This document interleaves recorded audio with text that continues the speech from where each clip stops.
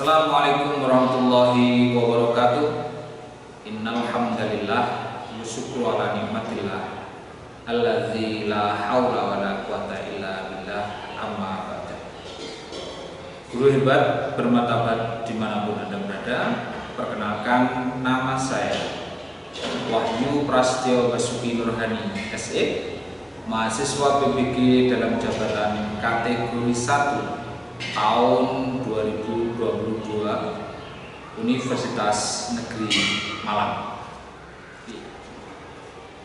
Sahabat guru hebat bermartabat, izinkan saya menyampaikan video cerita praktik baik atau best practice menggunakan metode STAR: situasi, tantangan, aksi, refleksi hasil, dan dampak. Terkait pengalaman saya mengatasi permasalahan siswa dalam pelajaran IPS dengan materi pengaruh konversi lahan terhadap perubahan ruang.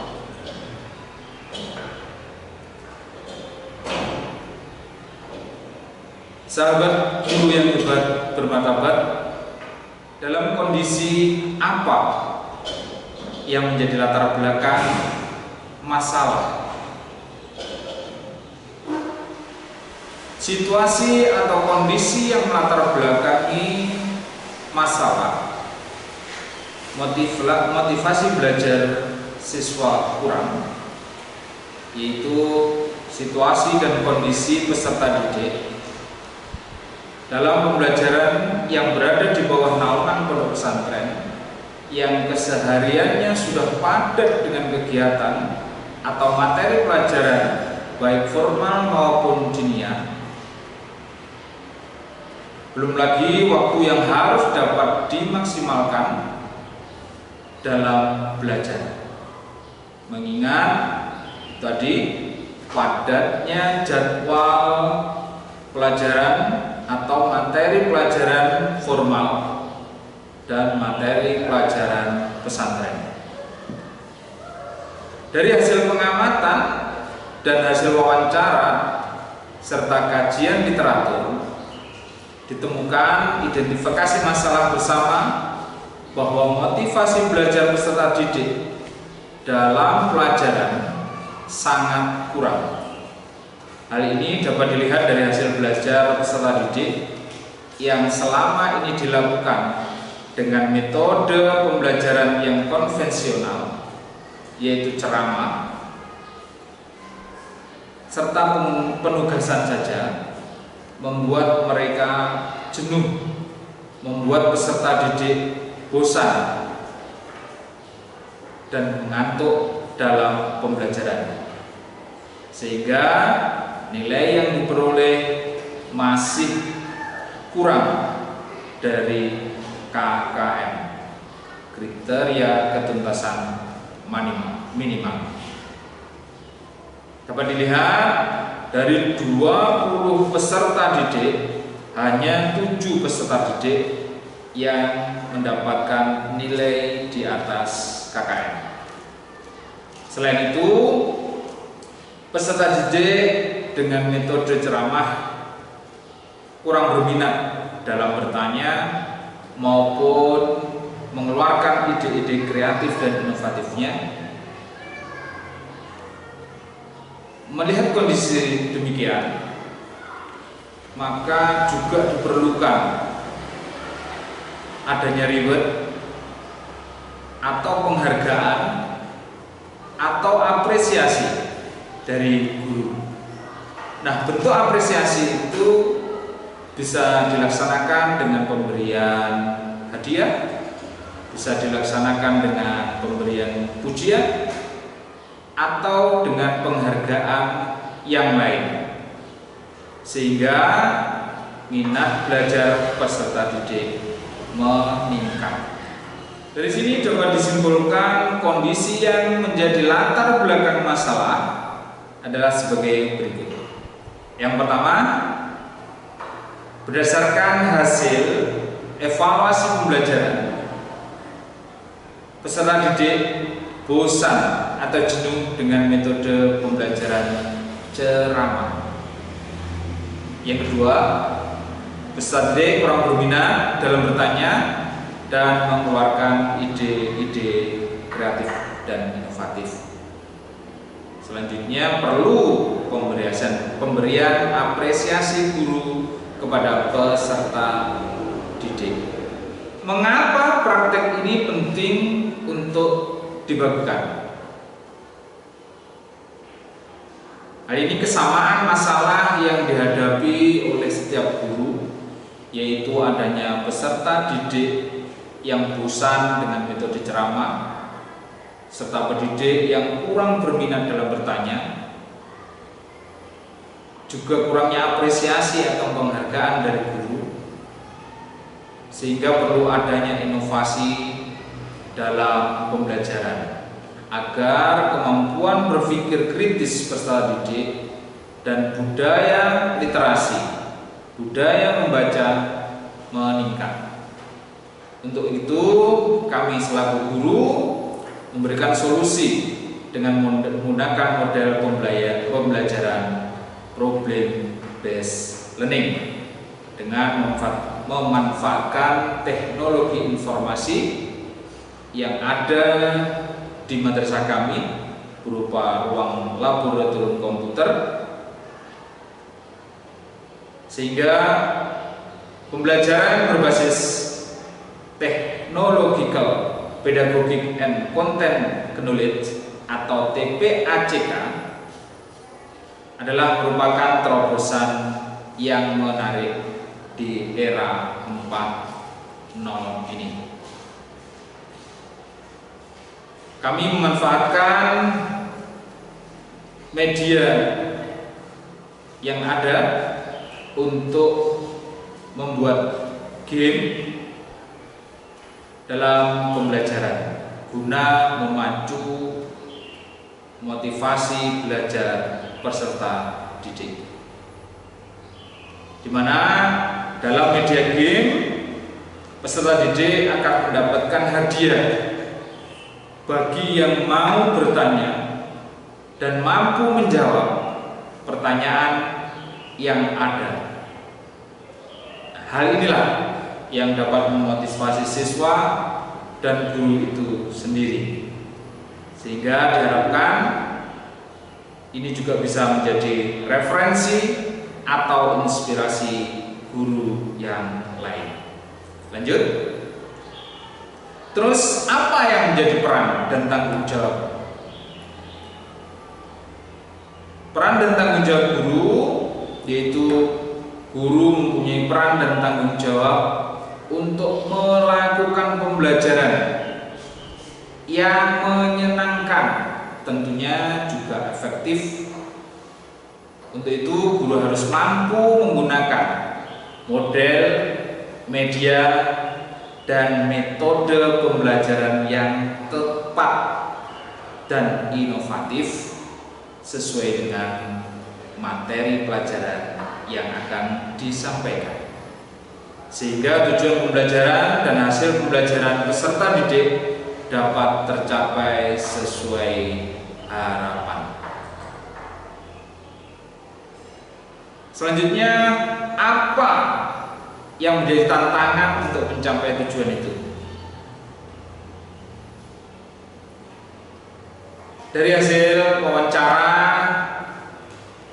bersama teman sejawat maupun dengan Bapak Kepala Madrasah serta kajian literatur, tantangan yang dihadapi dalam mencapai tujuan pembelajaran antara lain: yang pertama, dengan adanya sarana prasarana yang kurang memadai, guru harus kreatif dan inovatif dalam memilih model dan strategi pembelajaran yang menyenangkan dan efektif, serta disesuaikan dengan karakteristik materi pelajaran dan karakteristik peserta didik.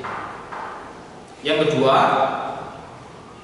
Guru harus mampu menggunakan teknologi informasi dengan baik, sehingga media pembelajaran yang digunakan tepat dan dapat menarik serta menyenangkan bagi peserta didik.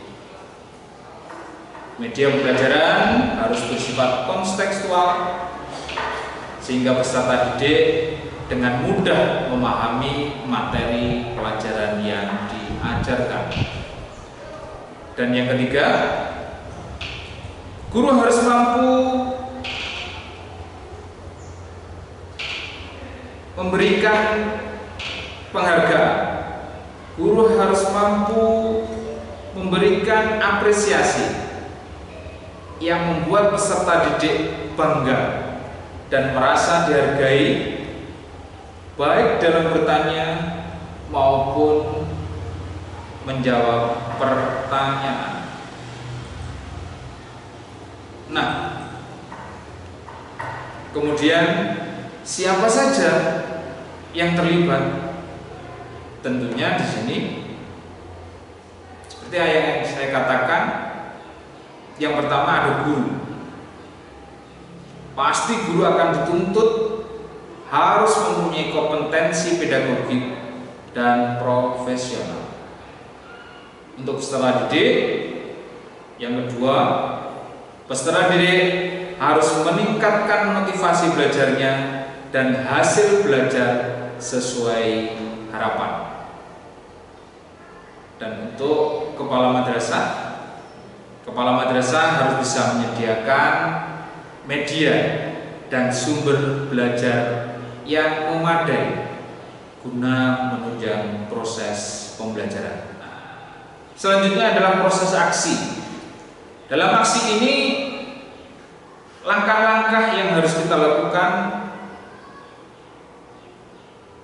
yaitu pemilihan model pembelajaran. Strategi yang dilakukan dalam pemilihan model pembelajaran adalah dengan memilih model pembelajaran yang tepat dan disesuaikan dengan karakteristik materi pelajaran serta materi yang paling dikuasai. Untuk itu dalam hal ini digunakanlah model problem based learning. Proses pemilihan model pembelajaran ini, guru harus memahami langkah-langkah atau sintak model. Dalam sintak yang pertama, itu adalah orientasi siswa pada masalah. Dalam hal ini akan ditayangkan video pembelajaran yang sudah banyak tersebar di internet maupun di YouTube, dan game yang dibuat dan disesuaikan dengan materi pelajaran yang sudah disiapkan sebelumnya. Bisa dilihat dalam gambar. Yang kedua, dalam sintak yang kedua, mengorganisasi siswa untuk belajar. Dalam artian guru atau peserta didik dibentuk. Guru membentuk, peserta didik dibentuk menjadi kelompok kecil yang terdiri dari 4 atau 5 peserta didik. Hal ini dapat dilihat pada seperti gambar. Ketiga, dalam step yang ketiga yaitu membimbing penyelidikan individual maupun kelompok. Kelompok yang sudah terbentuk mulai berdiskusi sesuai masalah yang dihadapi. Pada kegiatan ini, guru selaku motivator maupun fasilitator membimbing peserta didik dalam memecahkan masalah.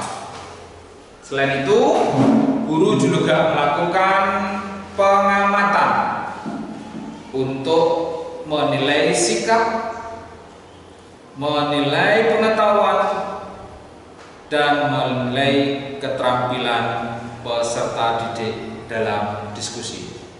Bisa dilihat dalam gambar. Yang keempat, sintak yang keempat dalam dalam model pembelajaran PBL yaitu mengembangkan dan menyajikan hasil. Masing-masing kelompok untuk maju ke depan mempresentasikan LKPD yang telah dibuat. Kemudian kelompok lain setelah presentasi selesai bisa mengajukan pertanyaan maupun menjawab apa yang ditanyakan oleh kelompok lain. Seperti gambar di samping. Yang kelima, sintak yang kelima yaitu menganalisis dan mengevaluasi proses pemecahan masalah. Dalam hal ini, guru membantu peserta didik untuk membuat kesimpulan dari pembelajaran yang dilakukan. Itu berkaitan dengan sumber atau materi yang diperlukan. Dalam hal ini, yang pertama adalah pengetahuan guru terhadap materi yang akan disampaikan. Kemudian ada buku-buku IPS serta materi yang diperoleh dari akses internet. Lanjut. Bagaimana pemilihan media pembelajaran? Strateginya pemilihan media pembelajaran adalah media pembelajaran yang menarik dan tepat. Bisa berbasis audio visual, sehingga dengan audio visual dapat menampung berbagai macam karakteristik peserta didik yang heterogen.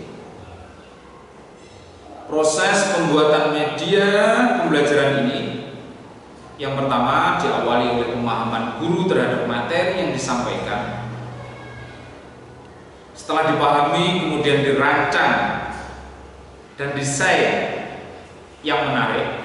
Dalam hal ini bisa melibatkan ahli IT atau teman sejawat yang mampu mengoperasikan teknologi informasi dengan baik, disesuaikan dengan tujuan pembelajaran, sehingga terciptalah game atau video pembelajaran yang menarik. Aksi yang ketiga seperti awal tadi, yaitu harus adanya pemberian apresiasi, penghargaan, reward kepada peserta didik. Strateginya bagaimana?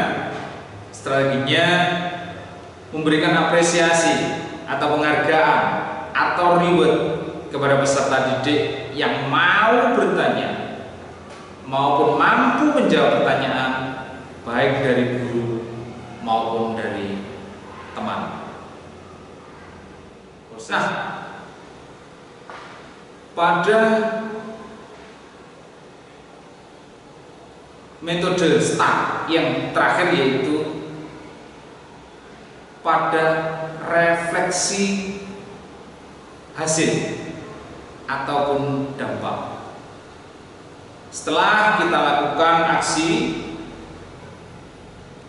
maka dampak dari aksi yang kita lakukan, yang pertama, penggunaan model pembelajaran PBL dapat memberikan kontribusi positif terhadap peserta didik karena peserta didik mampu memecahkan masalah yang dihadapi melalui diskusi kelompok dan membaca materi pelajaran, sehingga peserta didik sudah tidak takut lagi dengan mengungkapkan pendapat kepada teman, bertanya dan menjawab masalah yang disampaikan. Yang kedua, pemilihan media pembelajaran audiovisual yang tepat terbukti menarik dan menyenangkan. Hal ini terbukti dengan antusiasme peserta didik dalam mengamati, mendengarkan, serta memahami isi dari media pembelajaran yang dalam hal ini disampaikan dalam bentuk video pembelajaran dan game. Karena kan semua karakteristik peserta didik bisa tercakup dalam pemahaman materi audio visual. Dan yang ketiga, pemberian reward, pujian, penghargaan, hadiah ternyata punya dampak yang efektif kepada peserta didik untuk meningkatkan kemampuan dalam bertanya, kemampuan dalam menjawab, dan tentunya kemampuan untuk mencari solusi masalah yang dikerjakan. Itulah muncul ide-ide kreatif, ide kritis, dan ide inovatif.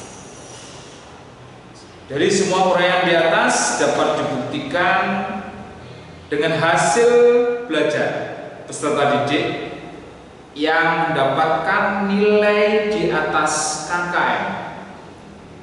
Seperti contoh di atas, setelah adanya pembelajaran berbasis model PBL ini, dari 20 siswa terdapat 17 anak yang nilainya di atas KKM. Refleksinya, di akhir pembelajaran anak-anak merasa sangat senang dengan model dan media pembelajaran yang disajikan, sangat menarik dan tidak membosankan. Bagaimana respon orang lain terkait strategi yang dilakukan? Respon orang lain dalam hal ini teman sejawat atau kepala madrasah dengan hasil atau dampak yang dihasilkan sangat antusias dan berharap dapat diimplementasikan pada mata pelajaran lain. Model dan media ini sangat mudah dilakukan dan dipahami karena berbasis peserta didik aktif dan guru hanya sebagai fasilitator dan motivator saja. Faktor keberhasilan yang menjadi faktor keberhasilan strategi pembelajaran atau model pembelajaran yang dilakukan. Yang pertama, tentu peranan dosen pembimbing dan guru pamong yang sudah membimbing dengan baik, membimbing dengan ikhlas mengenai strategi, model, media, dan sumber belajar yang tentu semuanya dikaitkan dengan rencana pembelajaran atau RPP. Yang kedua, peranan guru dalam penguasaan materi, pembuatan rencana pembelajaran, model pembelajaran, media pembelajaran, serta sumber belajar yang terstruktur dengan baik dan dilakukan sesuai langkah-langkah yang ada dalam model pembelajaran. Dan yang terakhir, tentu kepala madrasah yang selalu memberikan support, sarana prasarana yang dibutuhkan sehingga tujuan pembelajaran dapat tercapai. Demikian best practice yang dapat saya lakukan dan saya sampaikan, semoga dapat memberi manfaat dan inspirasi buat guru hebat dan bermartabat, dan semoga dapat diimplementasikan pada pembelajaran materi yang lain di sekolah yang lain. Saya akhirul kalam. Wassalamualaikum warahmatullahi wabarakatuh.